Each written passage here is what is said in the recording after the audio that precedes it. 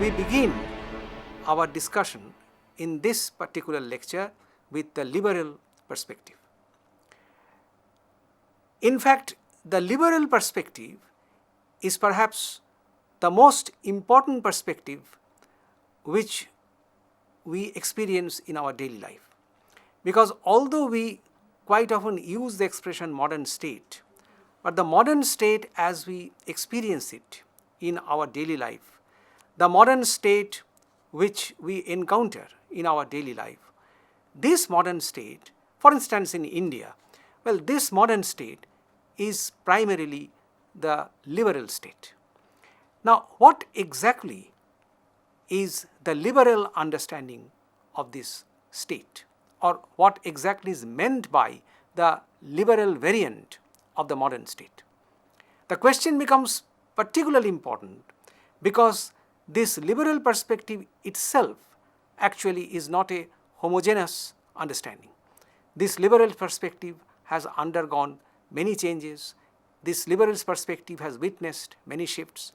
And therefore, this liberal perspective we have to understand, we have to appreciate in the form of or in the light of the contending issues, in the light of the varieties, in the light of the variations which come under the general rubric, the liberal perspective. Now, how did the liberal state emerge? We have already seen, especially in our last lecture, that the modern state actually emerged out of the absolutist state. Now, the liberal state or the liberal understanding or the liberal perspective, it was actually a response to the absolutist state. The absolutist state, you will remember, it witnessed the rise of monarchical absolutism. And this monarchical absolutism at the same time witnessed, in fact, this happened when the age of feudalism was gradually coming to a close. Now, this monarchical absolutism witnessed on the one hand the rise of monarchy, the concentration of power in the hands of the monarch, and the birth of a very powerful, mighty state. Simultaneously, it also witnessed the rise of a new commercial class, which actually wanted the end of feudalism, which also demanded the rise of a powerful state, which will be dominated by one single sovereign. Now, what happened was, and this actually went into the making of the liberal state, what happened was that this new commercial class, it eventually felt that this very powerful, mighty, absolutist state was posing a threat to its own interests. That is, this new commercial class, it felt that two things are necessary in its own interest. First, a kind of understanding is necessary, a kind of perspective is required, which would cut down, which would curb the authority of this absolute state or the authority of absolute monarchy. This is one. The other was free play of their commercial and business activities. That is, on the one hand, what they required was cutting down, curbing the authority of state, that is a kind of anti-statism, and the other thing that they demanded was freedom of the individual. Because the state itself, this powerful state itself, the absolute state itself, was posing a threat to this rising commercial class. So this is actually what explains the origins of liberalism. And liberalism, the philosophy of liberalism, on the basis of which the liberal state was founded, it emerged in the 17th century, primarily in England, and that too basically in the doctrine of John Locke. Locke's focus on the doctrine of natural rights, which meant that rights to life, liberty and property, they are absolutely sacred, they cannot be interfered with by the state. Well, these have to be guaranteed by the state. That is, a state was necessary, not that the liberal state totally rejected the state. But for the liberals, in the understanding of liberalism, the state is necessary only because the state will have to protect the rights, these natural rights of the individual. This was the basic focus of liberalism. That is, the state is a kind of necessary evil. It is necessary only for the protection of natural rights, and one can very well understand these rights to life, liberty and property. Well, if these are treated as natural rights, this ultimately validates, almost in absolute terms, the right to acquire private property. So this is how liberalism emerged in the 17th century. And this led to, as Professor C.B. Macpherson has explained it beautifully, this led to, right from the very beginning, a kind of contradiction within liberalism itself. Now, what was the nature of this contradiction? On the one hand, liberalism claimed that all men, all individuals are equal in the eye of law. But since the individuals were placed not evenly in society, since some people were rich, some people were poor, and obviously the propertied class constitute the minority, the property-less class constitute the majority, so that led eventually to inequality. That is, on the one hand, you are talking of liberty, you are talking of freedom of the individual.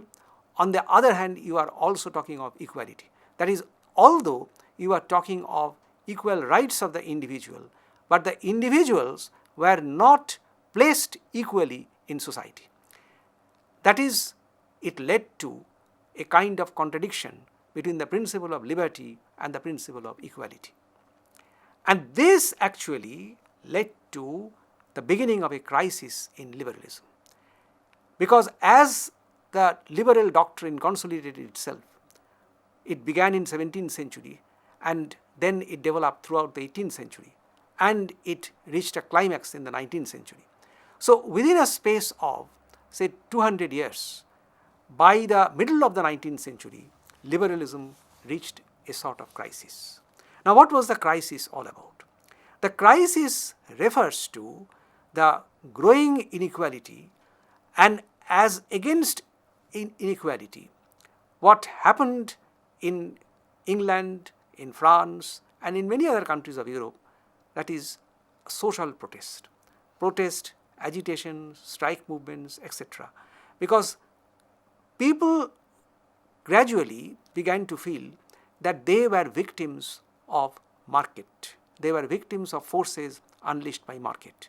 They were virtually helpless victims of those individuals. They were virtually victims of a situation which was primarily controlled by the propertied minority. And so that led to, broadly speaking, a climate of social unrest. And this social unrest climaxed into number of agitations, movements, revolts, etc., etc. So this is how the liberal state began to face a crisis. By the middle of the 19th century, so it began to be appreciated, it began to be felt by a number of theories on different levels that this doctrine of liberalism, which originally proclaimed the idea of a minimalist state, that is, the state's intervention will be minimum, that is, the state will not interfere with the natural rights of the individual. Well, this kind of doctrine will not do. This doctrine requires revision. And this revision actually originated at two levels. And these two levels we have to understand primarily with reference to the 19th century. On one level, in England, they developed the idea of the theory or the philosophy of utilitarianism. Utilitarianism, it was associated with two very leading theorists or philosophers of England. One was Jeremy Bentham, the other was John Stuart Mill. Now, they actually revised and thereby questioned the doctrine of natural rights. In place of natural rights, which had its focus exclusively on the individual, the utilitarians, they proclaimed, they argued that no, individual is not our point of departure.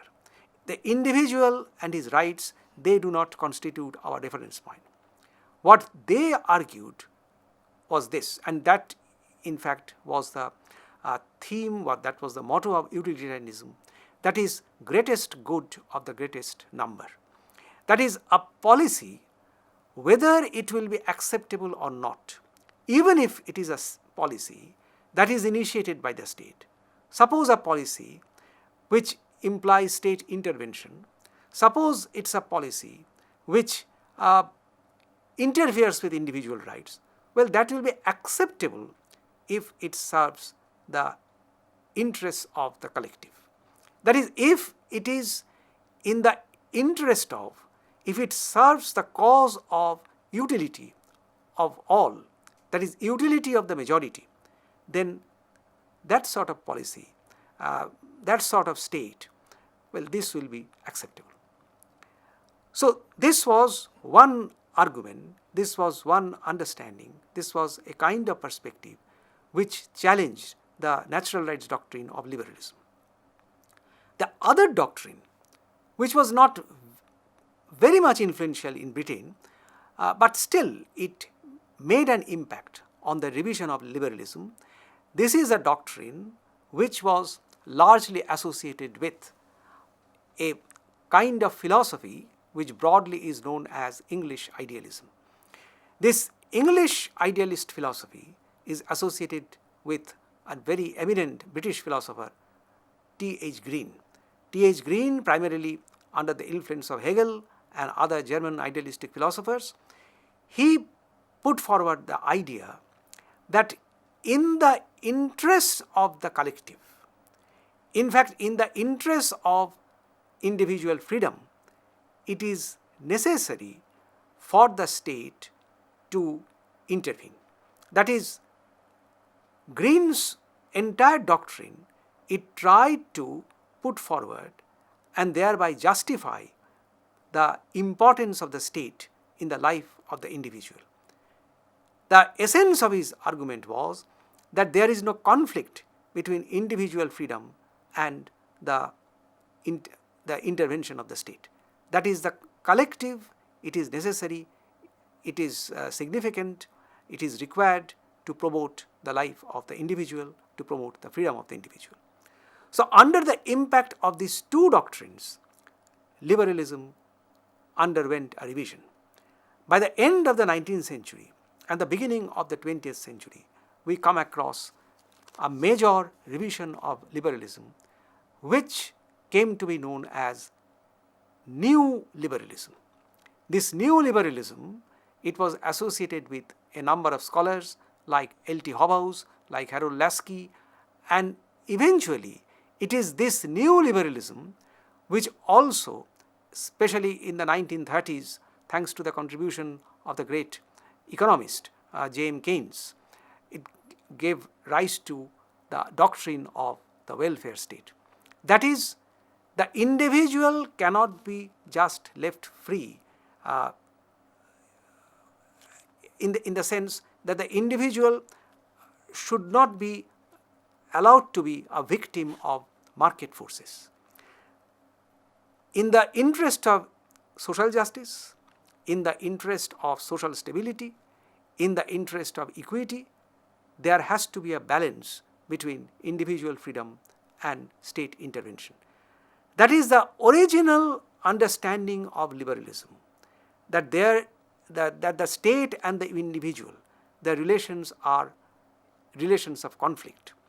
This whole understanding was revised.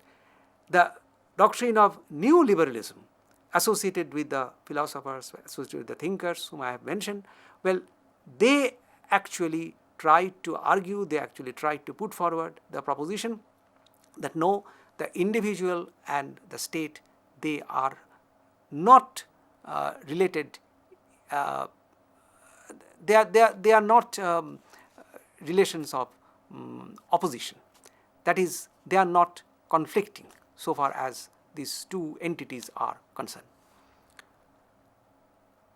But this whole idea of welfarism, this idea of state intervention, which was the crux of neoliberalism, this doctrine also, this understanding, this revised notion of liberalism also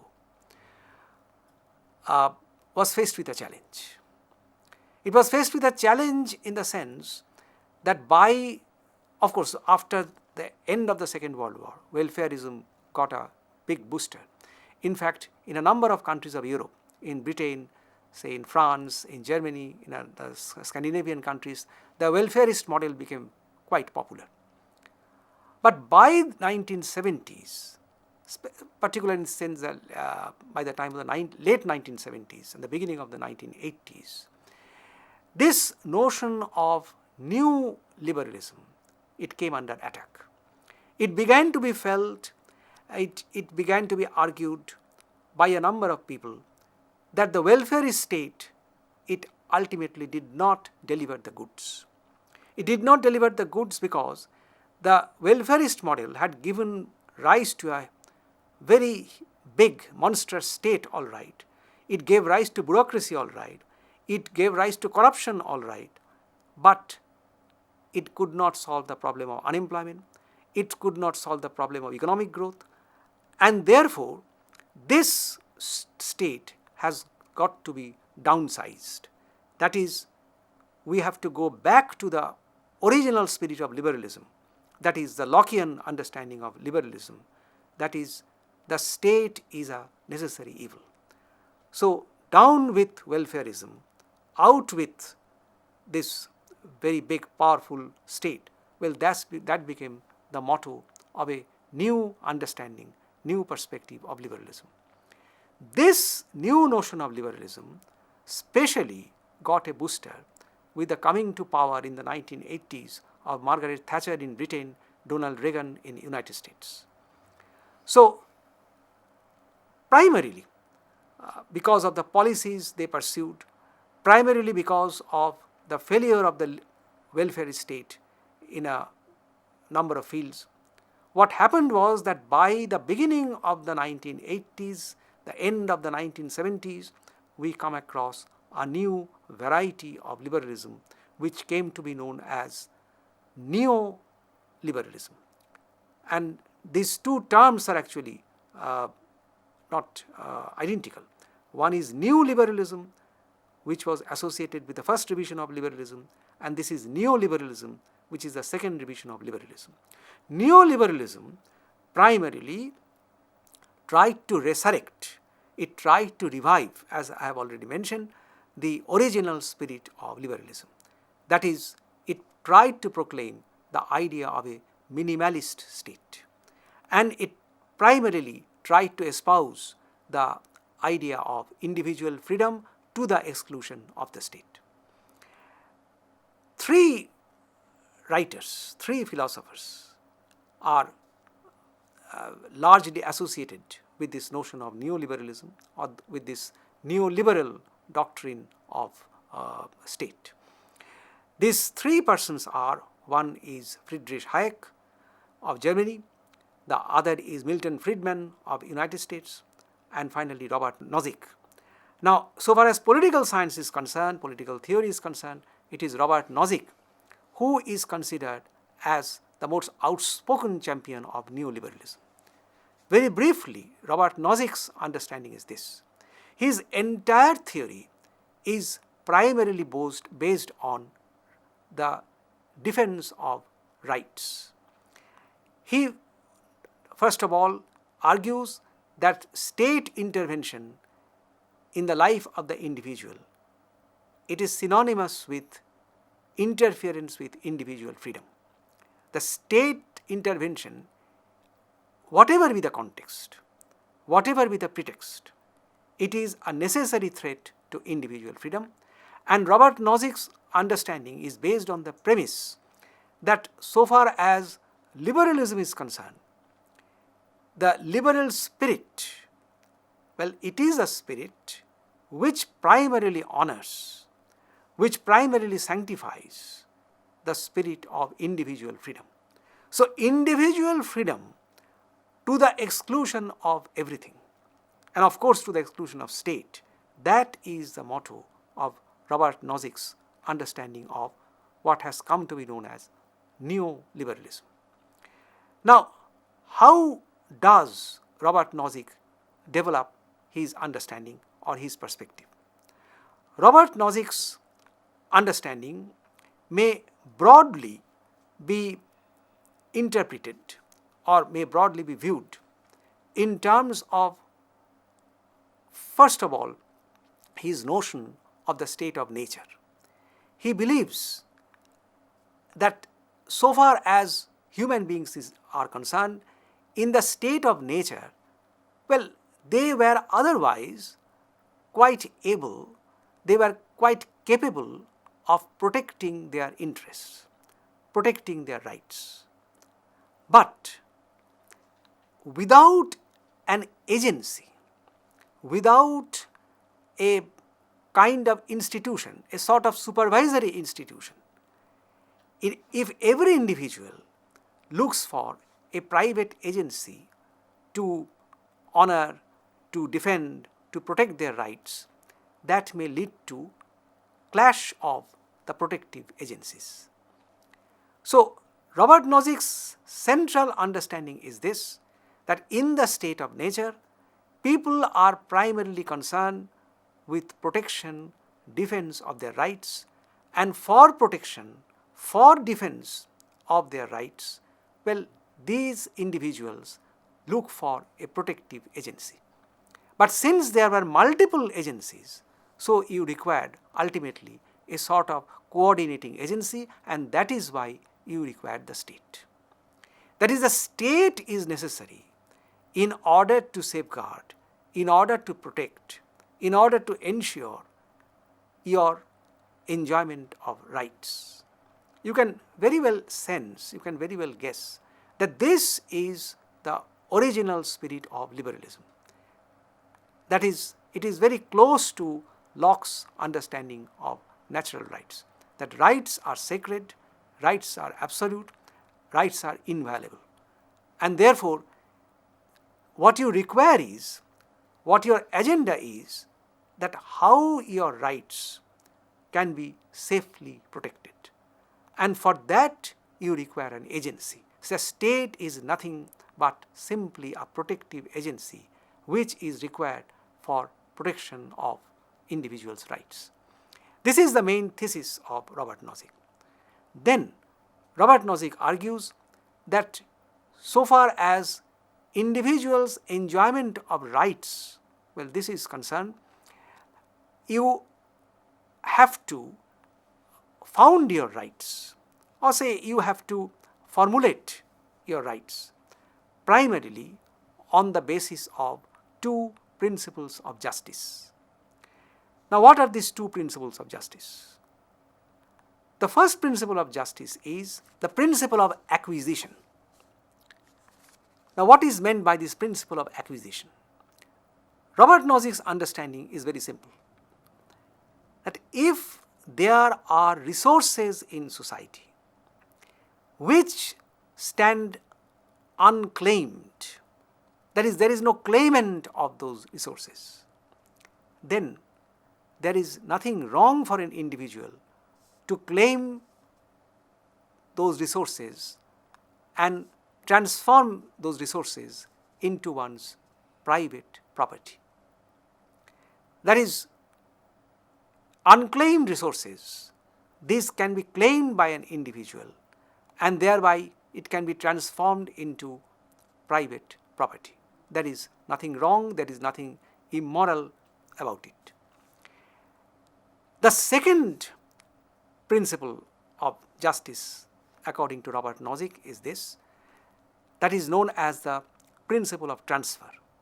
The principle of transfer means, according to Robert Nozick, that by virtue of a contract with another individual, if I acquire something, not of course through fraud, not of course through dishonest means, but simply with the help of or by virtue of a private contract, if I acquire something, that is, if someone's resources, if someone's assets are transferred to me, then that becomes legitimately my private property, and there is nothing wrong, there is nothing immoral, there is nothing unethical about it.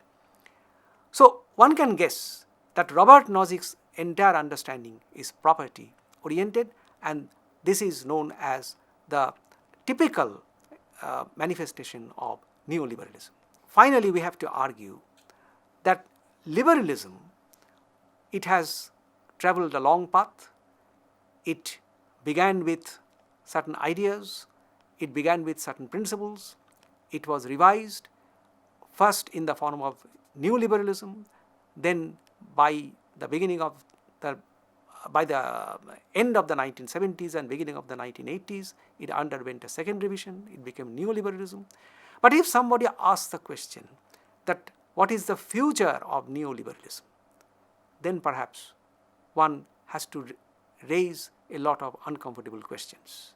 I am not going into those details, but simply I would argue that if one looks at the world today, the kind of recession, the kind of crisis that Europe is facing, the world is facing, we have to remember that is primarily the result of these neoliberal policies which are being pursued by the major powers of the world.